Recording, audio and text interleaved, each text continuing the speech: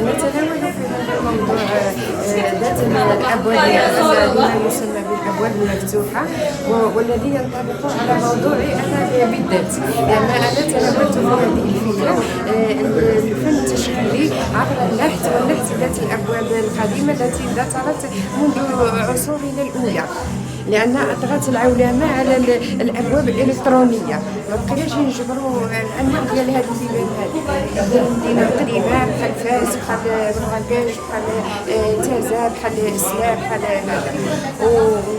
وهذه الفكرة كتصادف ديال الأبواب المفتوحة، كتصادف فكرة المسيرة الخضراء التي نحتفل بها في اليوم العالمي لها. ونلاحظ أن الأشخاص المكفوفين بارعين في هذا النوع من الفن، بما فيهم فن النحت أو فن الكولاج، ولا فن ذات العقيقة بحال اللي كتقول الأستاذة، أو فن الغناء والتمثيل حتى هو. في الصباح درنا واحد المدرجات ديال التمثيل وديال المسرح وديال المسابقات الثقافية، والآن عندنا عاوتاني فن تشكيلي بورشة ديال الفن التشكيلي، وكاينه فيها نقاط مزيونه الدوريه. واللي كنخص بالذكر بان الميز وكل الميز وكل التقدير لهذا الاشخاص الذي اصبح لا قيمه الاشخاص ذوي البصر الجيد ولا هذا لا قيمه له في اعينهم. شكرا لك. العقائد 3 أيام من التميز، مكفوفين وضعاف البصر. شفتوا معنا في معرض الانتاجات ديالهم، شفتوا معنا الورشات، شفتوا معنا كل ما كيقوموا به هذه الفئه هذه، ومشكورين على الدعم ديالكم، مشكورين على الحضور ديالكم، كل باسمه وصفته، بدايه من رجال السلطه المحليه، المناظر الاعلاميه الفاعلين الاجتماعيين بالمدينه، ساكنه مدينه القصر الكبير، ممثلي القطاعات العموميه والخاصه بالمدينه. في اليوم الأول كان معرض مفتوح لمنتجات المكفوفين. اليوم الثاني كان لنا لقاء مع الفنانة المغربية فاطمة بوجو التي نظمت ورشة لفائدة المكفوفين وضعاف البصر في مجال المسرح والتنمية الذاتية. إذا لنا لقاء مع الأستاذة والغنية عن صانعة المحتوى أميمة حجاج، وكذا كان لقاء يتأرجح بين هذه الآتية الجميلة والفنانة المغربية فاطمة بوجو. واليوم لنا لقاء حوار خاص مع خيرة الأساتذة والمثقفين بالمدينة الذين سيشاركون في هذه الأماكن لنتحدث معا عن عدة محاور تهم الشخص الكفيف، تهم التعلم، الثقافة، كل ما يهم هذه الفئة وكل ما يهمنا نحن جميعا، لأن ما يهم هذه الفئة يهمنا نحن جميعا. في المقدمة الأستاذ الغني عن التعريف والأستاذ الذي أعطى الكثير لهذه المؤسسة في مجال لغة البرايل والإعلاميات، أستاذ نور الدين الهاشمي، والأستاذة حين نقول التعلم مدى الحياة نقول الأستاذة فاطمة بالعربي، وكذلك أستاذ التنمية الذاتية بالمؤسسة الأستاذ حذيفة الخدي، والجميلة والرائعة أميمة حجاج صانعة المحتوى، واللي كتبين دائما أن الشخص الكفيف قادر على الإبداع وعلى أنه يخلق كل شيء جميل. لكن الحوار حول هذه الندوة ما غتكونش مقتصرة فقط على هذه الأماكن، فهي غتكون مفتوحة للجميع وللعموم، دردشة، نقاش باش نستقبلوا بعضياتنا كاملين. حتى لا أطيل عليكم، وخير ما يمكن الافتتاح به هو الوقوف احتراما وتقديرا للنشيد الوطني.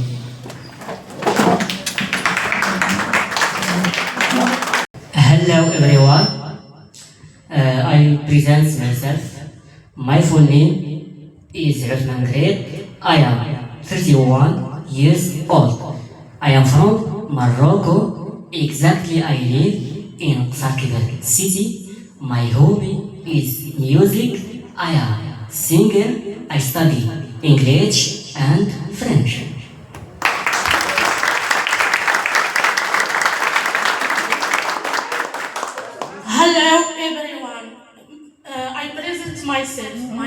Khadija Al-Hamiti.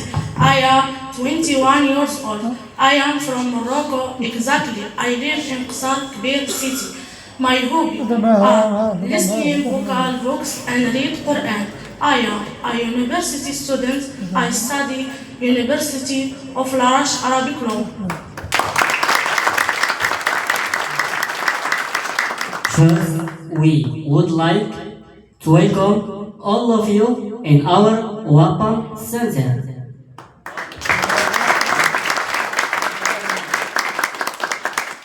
And we would like to thank everyone here for your support and presence in this event.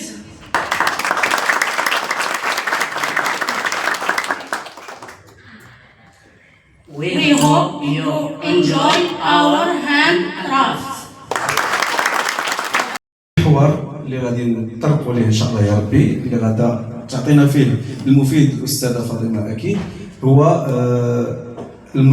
عفوا الكفيف والتعلم، صعوبات او قدره، كيفاش كيتعاملوا كاطر او كاساتذه، او كيفاش كيتعامل الكفيف مع الوضع التعلمي ديالو، واش كاين طرق، كاين اساليب، واش هادشي كامل غادي نشوفوه ان شاء الله به مع الاستاذه الفاضله الاستاذه فاطمه. تفضل.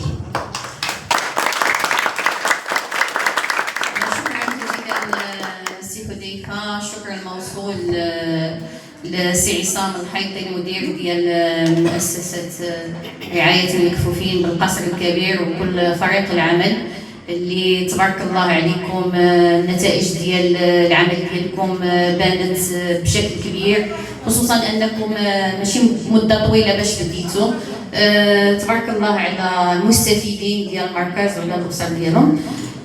بالنسبه للمداخله ديالي صراحه انا كنت اشتغلت على تعلم مدى الحياه والذكاء الاصطناعي والدور ديالو في الاخذ بيد المستفيدين او المكفوفين الى عالم التعلم مدى الحياه اللي هو عالم رحب مفتوح للجميع. لان كما كنفهموا من تعلم مدى الحياه انه واحد المجال اللي ماشي محدود بالسن او بالصفه او بالقدرات، وانما هو للجميع. وتعلم مدى الحياه كما كيتقال من المهدي الى اللحد، بمعنى التعلم ما كيكونش رهين على الانسان اللي هو بدا كيقرا ويكتب في المؤسسات التعليميه، ولكن كيكون مفتوح للجميع. ممكن اي واحد فينا يتعلم اي حاجه بغاها وفي اي وقت بغاه، خصوصا مع وسائط التواصل الاجتماعي اللي كاينه دابا، ولكن التي يجب استثمارها في واحد الجانب اللي هو ايجابي ماشي في التفاهه. ومعنا تبارك الله الاخت اسمح أميمة صانعة محتوى، وصراحة أنا أول مرة كنسمع بها زعما للأسف، حيت أنا ماشي من المنفتحين بزاف على هادشي، لكن هذه فرصة أنني باش نطلع على المحتوى اللي أكيد غيكون محتوى هادف. نرجع لتعلم مدى الحياة. تعلم مدى الحياة كما قلنا ماشي رهين بالسن أو بالوضعية أو بالمكان، وإنما هو فرصة للجميع.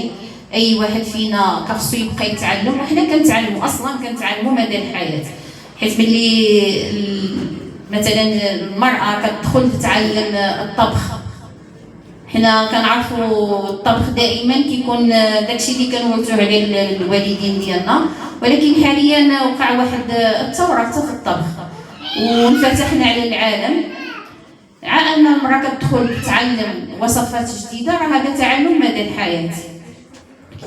اني ما كنعرفش نقرا ونكتب ودخلت نعمل محو الاميه وبديت كنقرا وكنكتب ومشيت مع وليداتي، وكاين الناس اللي هما حتى في هذا المسار كملوا التعليم ديالهم، كنتحفز ليهم وكنلقاو امهات اللي ما عمرهم قراو وكتبوا، ولكن عالم خلال التعلم مدى الحياه بداو في محو الاميه، دازوا للشواهد عملوا شهاده حره ديال الابتدائي الاعدادي، مشاو للبكالوريا، كملوا في الجامعه.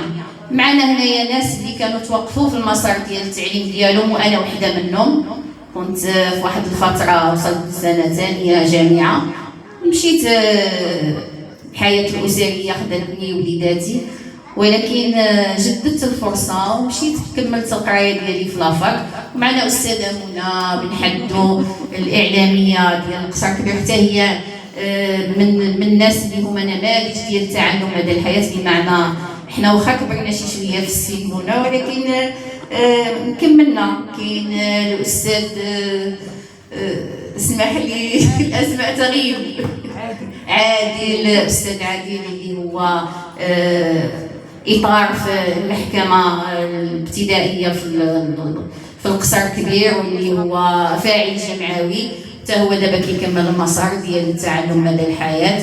وعنده واحد المسار زوين كنا كنناقشوه دابا عاد، هو الجانب ديال الطوابع البريديه اللي تنسى، وهذه فرصه سعيده انك تعطيه يهضر على هذا الجانب، لان عنده شي حاجه كتعلق بالطوابع الخاصه بالمكفوف. نرجع للموضوع ديالي باش ما نطولش. انا قلت اني اشتغلت في المداخله ديالي على دور الذكاء الاصطناعي في حياه المكفوفين، التعلم مدى الحياه نموذجا.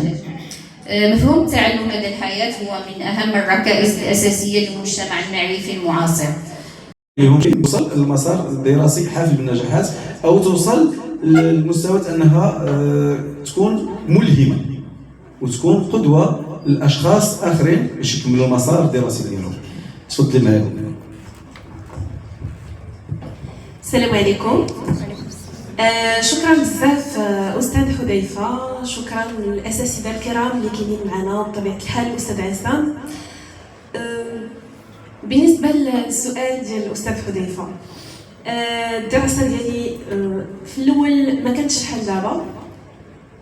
منذ الطفوله كنت كنلقى صعوبه بزاف، كنت كنحتاج اللي يخدم معايا.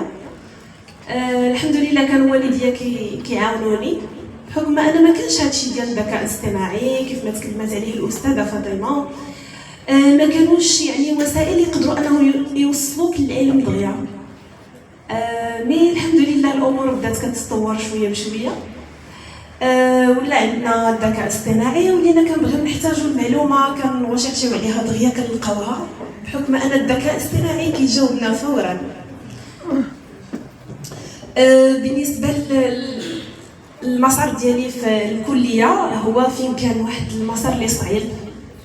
علاش؟ لان حنا قرينا في المنظمه العلويه لرعايه المكفوفين وضعاف البصر. نقدروا نقولوا ان كنا كنقراو بطريقه برايل، ما كناش كنلقاو ديك الصعوبه الكبيره بحال فاش كتنتقل لواحد المسار اخر. في الجامعه كنت لقيت شويه ديال الصعوبات نظرا لان عندك بوليكوب خاص اللي يقراه لك لي كور، يعني ماشي مساله سهله باش انك تواكب وانت كتحس براسك بوحدك، يعني كفيف وسط واحد الفئه اللي هي كبيره. ولكن بطبيعه الحال فاش كتكون الرغبه الاراده، الانسان خاصو يطيح وينوض باش يقدر يوصل لواحد الحاجه، لان كيف ما كنعرفوا ان الحياه ماشي سهله. الحمد لله ولاو وسائل اللي كنقدروا اننا نقراو بهم، ولاو بروغرامات مثلا انستال ريدر اللي كتقدر انها تقرا لنا كاع لي بي دي اف الكتب. عندنا اون فيزيون حتى هي ابليكاسيون، والحمد لله هكا قدرت نواكب المسار الدراسي ديالي. وبالنسبه للذكاء الاصطناعي صراحه ما كيعاونش غير في المسار الدراسي للشخص الكفيف، فهو كيقدر يعاون حتى في الحياه اليوميه ديال الانسان، في الحياه الشخصيه ديالو. عندك ايماج صغيره ما يمكنش يقراها لك شي واحد، تقدر تبارطاجيها سور بلاص مع الذكاء الاصطناعي وكطلب منه انه يقراها كيقراها لك. مثلا انا كنت مشيت لواحد الريستو، وصلوني وخلاوني ومشاو، عطاني الماني ما لقيتش اللي يقراه ليا، صورته قراه لي سور بلاص، يعني ما لقيتش مشكل. الحمد لله الامور كتزيد وكتطور، وفيما لا نتمنى ان شاء الله من هنا لقدام الامور تزيد تحسن اكثر. نتمنى نكون شويه. شكرا.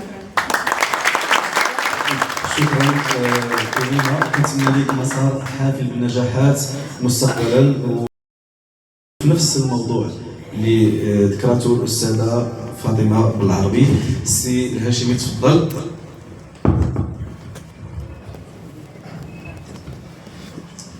بسم الله الرحمن الرحيم. السلام عليكم، مرحبا بجميع الحضور. بالنسبة لموضوع الذكاء الاصطناعي فهو موضوع شاسع أو واسع كما ذكرت الأستاذة ديالنا فاطمة. بالنسبة للشخص وضعية إعاقة بصرية، الذكاء الاصطناعي يقدر يكون رفيق درب. علاش؟ لأن الآن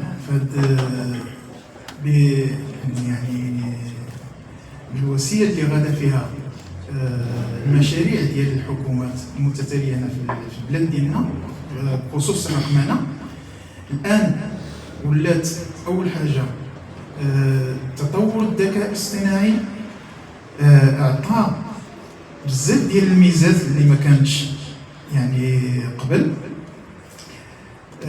كما ذكرت الأخت ديالنا بأن هناك برامج كان في القديم أو نقولوا هنايا في واحد 10 سنين قبل 2015 2010 باش الشخص الكفيف يدرس أو يقوم مثلا بواحد العملية تعلمية، كان خصو واحد المرافق، وهذاك المرافق ماشي بالسهولة على أنه مثلا يوجدو يعني قدامه. يعني ممكن أن مثلا خصو يبتكر لذاته بزاف ديال الحوايج اللي يقدر يواكب بها الدراسة ديالو. كانت قبل يعني نقدروا نقولوا قبل الألفية الثالثة، يعني قبل 2000 كان الشخص الكفيف تعتمد على برايل، خط برايل أو نظام برايل باش يقدر يلخص المحاضرات ديالو وليكور ديالو. من بعد 2000 دخلت تقنيات النطق في الحواسيب. واحد البرنامج تيتانستالا في البيسي او في الحاسوب، وهذاك البرنامج يمكن له يقرا الوورد، يقرا لك مثلا واحد الحاجات اللي عتوصل ليها. ولكن كان مع ذلك كانت بعض التطبيقات اللي ما كانش تتقرا، بحال البي دي اف، بحال التصاور، ما كانش تتقرا الشخص الكاتب. وبالتالي كان لابد مثلا ملي تيجي الاستاذ يحط لينا مثلا واحد البي دي اف، وهذه في الغالب كان الشخص الكفيف تيوجد صعوبه بشكون اللي غادي يقراها له، وبالتالي خصو دائما مرافق. ولكن من بعد ملي دخل الذكاء الاصطناعي من بعد ربما 2015 ومع اللي ويندوز اللي دخلوا جداد، ويندوز 10 في الحاسوب، بدات حتى المكفوفين ولاو تيطوروا المهارات ديالهم وتيبتكروا وتيتصلوا. Many seasons do we have? How many seasons do we have?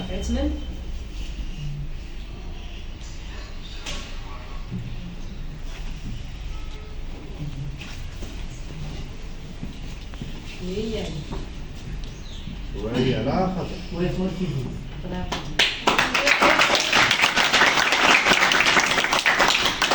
Question number 2.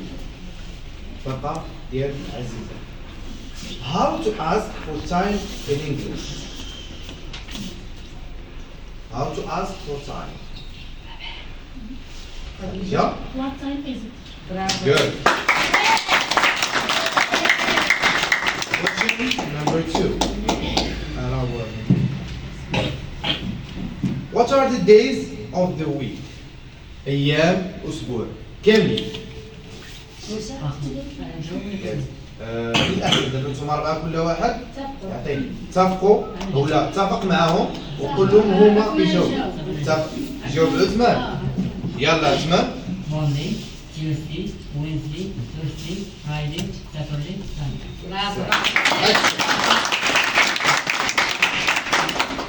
حنا واخا كما قال موغيس والاطر كاملين ما واخا نديرو جميع المجهودات ديالنا ما نوصفولكمش داكشي اللي في قلبنا من الجهه ديالكم وشكرا.